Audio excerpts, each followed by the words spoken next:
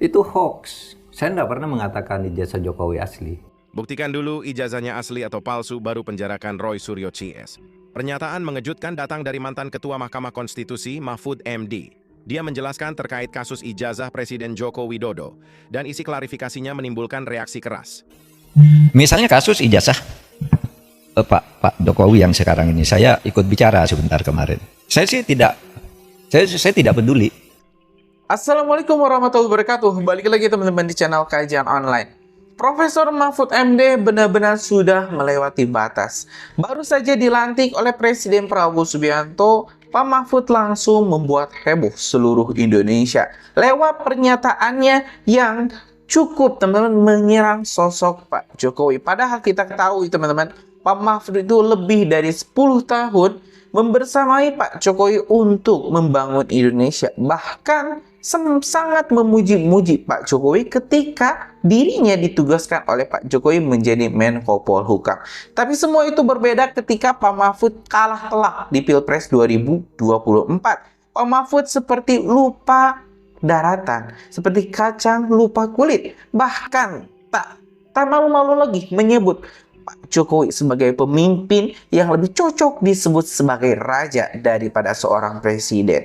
Bahkan dalam pernyataannya terbaru, Mahfud MD juga menyoroti soal kasus ijazah Pak Jokowi, menyebut bahwa penetapan Roy Suryo tidak sah sebelum ijazah tersebut dibuktikan lewat pengadilan. Padahal ya kita ketahui sendiri teman-teman, UGM, Polda Metro Jaya, bahkan lab forensik telah memastikan keaslian dari ijazah Pak Jokowi. Tapi menurut Pak Mahfud, ini ijazah tersebut harus dibuktikan terlebih dahulu di pengadilan, baru Roy Suryo bisa dijadikan tersangka. Nah, akibat hal inilah beberapa isu pun beredar menyebut bahwa Pak Prabowo akan melakukan reshuffle mendadak.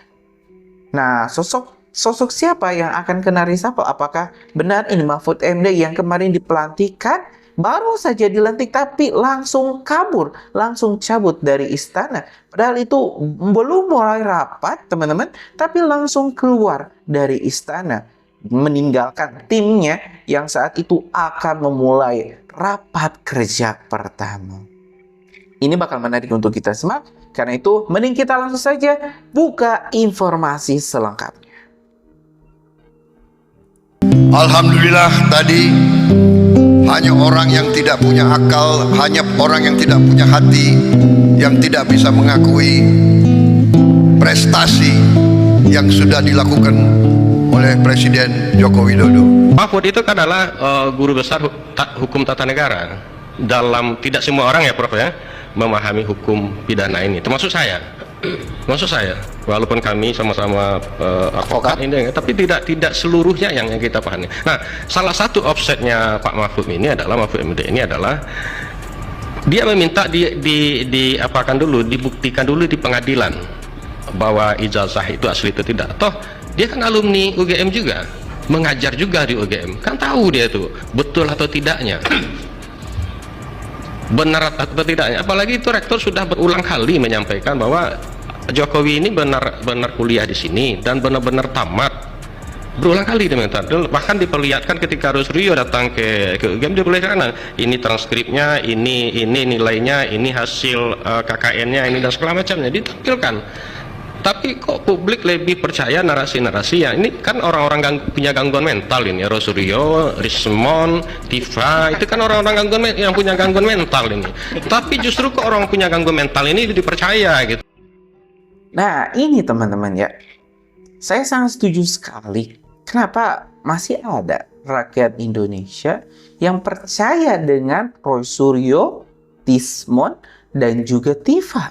Padahal yang mereka itu adalah orang-orang gangguan mental. Contohnya saja ini Roy Suryo, teman-teman, adalah mantan residivis kasus meme stupa. Sekarang kembali lagi, tapi masih saja banyak yang percaya.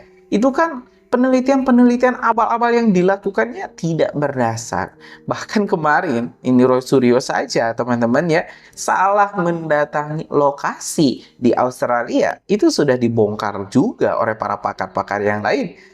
Jadi aneh, kenapa masih banyak sekali yang percaya? Bahkan Prof.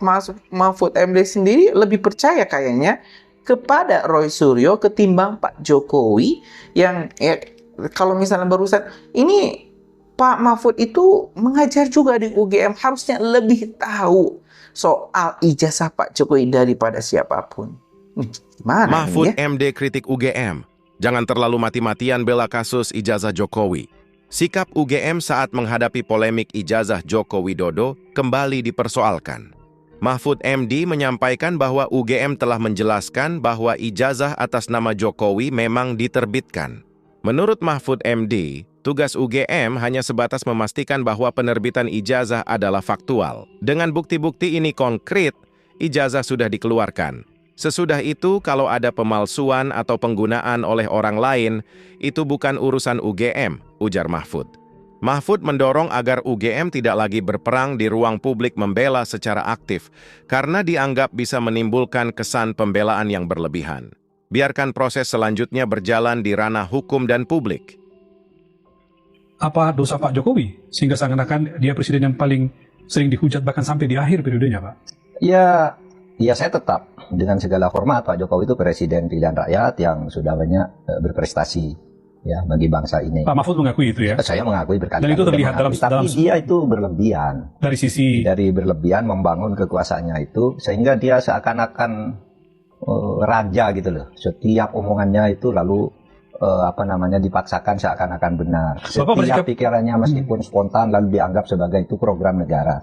Padahal banyak hal-hal yang tidak benar. Di samping tentu saja benar, namanya dia presiden harus sudah diberi modal yang besar untuk berlaku yang baik kan, semua diberikan kepada dia. Tetapi kalau sampai berlebih-lebihan sampai ke keluarga gitu ya, makanya rakyat menjadi kalau muak gitu mungkin terlalu mual. Pak Jokowi berhasil 10 tahun, orang suka tidak suka. Masalah ijazah dipersoalkan. Nanti ijazah saya ditanya-tanya. Iya kan? Ini ada wartawan banyak ya. Bukan, saudara-saudara ya. Kita ini di mana-mana saya katakan, dunia ini sedang penuh ketidakpastian. Dia itu loyal kepada Pak Jokowi. Siapa loyal? Pak Mahfud? Pak Mahfud Loyal pada Pak Jokowi? Loyal pada Pak Jokowi dan tidak pernah bicara ganjil tentang Pak Jokowi. Semasa dia menjadi pejabat, dia adalah pembela Pak Jokowi habis-habisan. Tiba-tiba tiba-tiba ngomongnya lain. Loh, salahkan polisi, salahkan TNI, salah sistem semua. Loh, you are on the top of the system. Anda kan harusnya yang bertanggung jawab atas sistem itu. Kok tiba-tiba sistem yang Anda selama ini bangun atau Anda ada dalam pengawasannya, kok tiba-tiba jadi rusak? Saya sering diprotes, kenapa diam soal ijazah palsu? Kedepannya mau gimana Pak Jokowi kalah di pengadilan itu nggak mungkin orang UGM-nya bilang itu asli. Kenapa isu ini yang harus dinaikin? Orang tuh kadang lupa Pak Jokowi itu seorang proletar, seorang Korea kalau kata Pak Bambang Pacul ya, tanpa darah biru.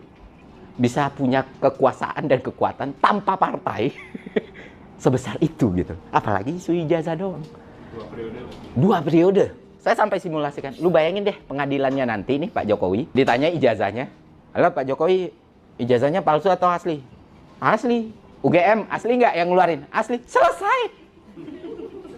Sesimpel itu. Sampai nggak bang masih ada peluang itu. Yang penting ada foto aslinya diuji forensik ke Singapura. Ngapain?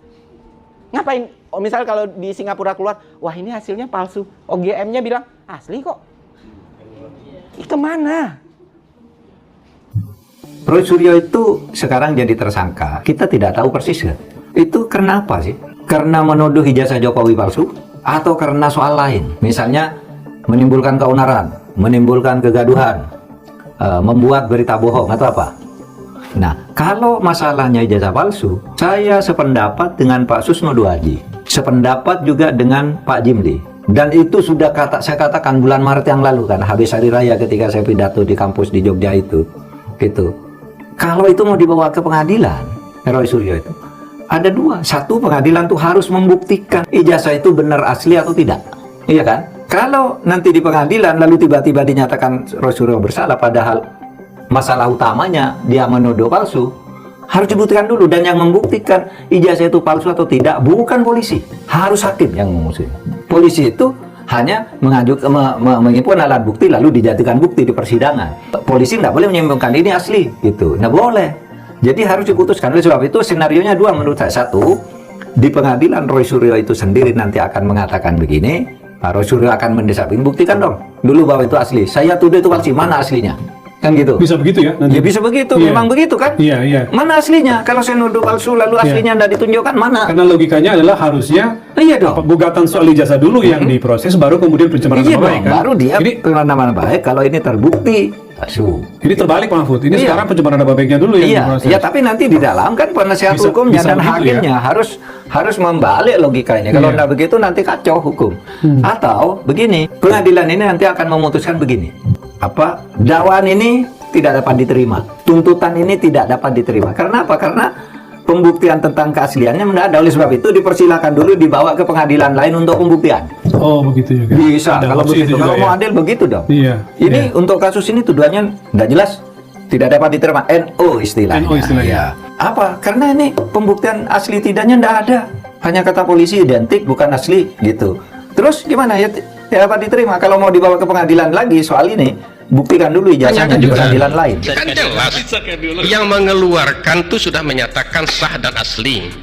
Mabes Polri juga sudah menyatakan itu identik. Teman-teman seangkatannya pun sudah menjamin saya memang kuliah, saya temannya.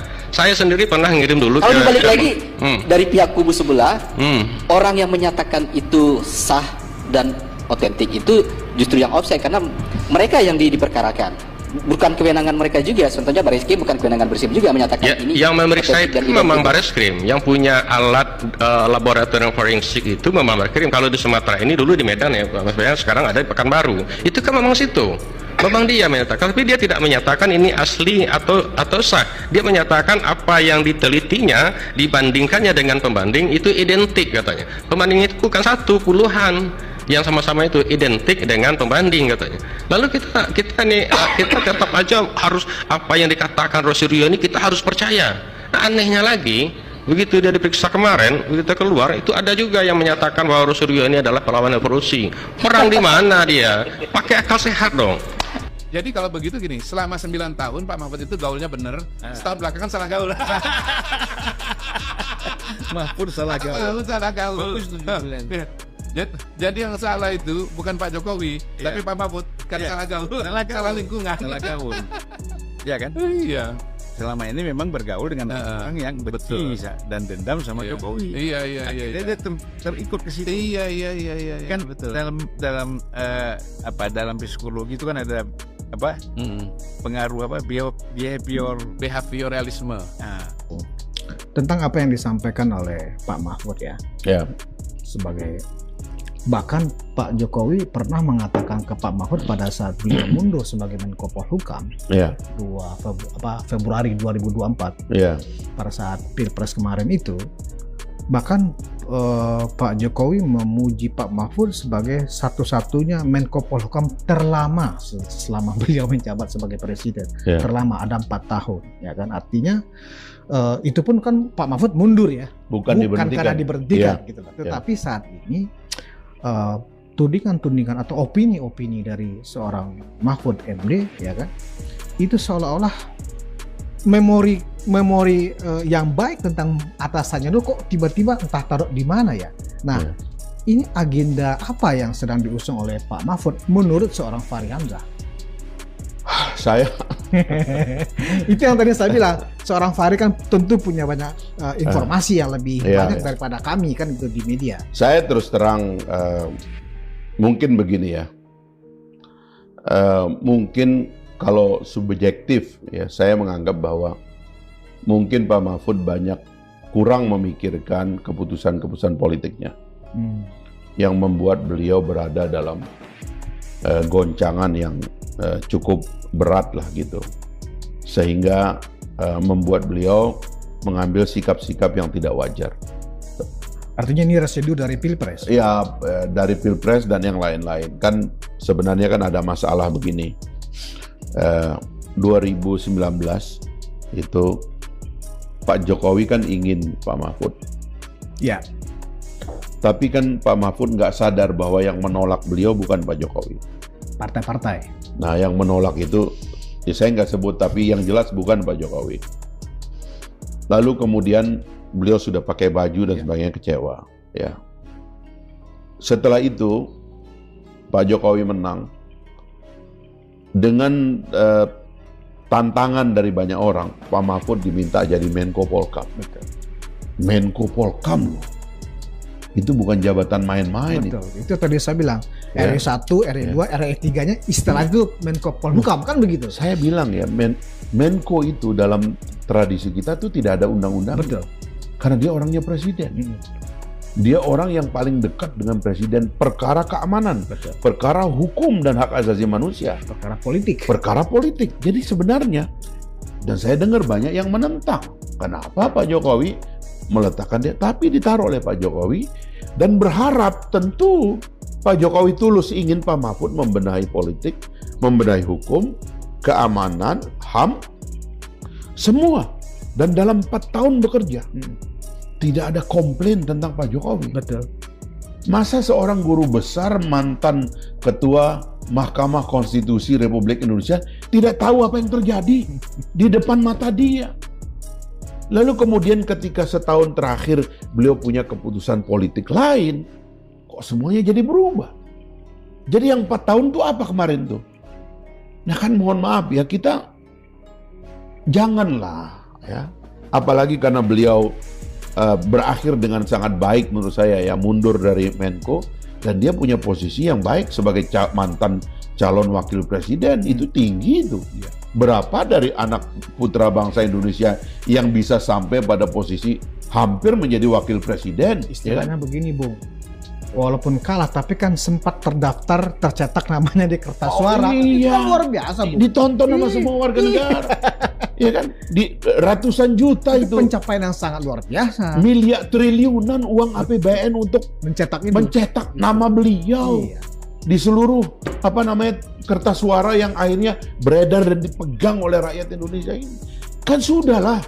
Itu kan sudah baik. Coba kembalikan memori beliau kepada waktu memimpin Mahkamah Konstitusi, so far so good di zaman Pak SBY. Waktu 4 tahun beliau bertugas untuk membenahi sektor politik, hukum, keamanan, hak asasi manusia. Itu beliau. Kenapa memorinya setahun terakhir yang sangat partisan? Menurut saya ini yang perlu dikoreksi dari beliau. Karena itu kita berharap beliau juga sebagai sedikit orang yang pernah dalam posisi itu positif melihat situasi kalau ke depan. Itu dianggap sebagai mewakili suara publik, gimana, Bung?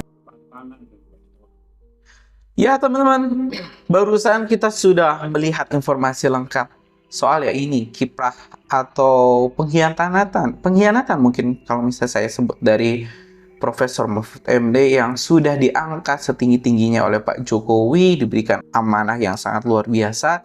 Tapi saat ini, ya mungkin kata Pak Prabowo, pemimpin itu ketika memimpin dipuji-puji, tapi ketika sudah selesai memimpin dihina, disindir-sindir. Itu Pak Prabowo sendiri yang mention dan hal itu harus dihentikan, kata Pak Prabowo. Adat seperti itu, kebiasaan seperti itu tidak boleh ada di Indonesia. Dan sepertinya reshuffle Mahfud MD akan segera dilakukan dan mudah-mudahan ya nanti penggantinya bisa lebih loyal kepada pemerintah, kepada Pak Jokowi dan juga Pak Prabowo. Punya pendapat lain atau mungkin setuju nggak dengan statement saya barusan? Tulis di kolom komentar, kita bakal diskusikan. Terima kasih teman-teman. Assalamualaikum warahmatullahi wabarakatuh.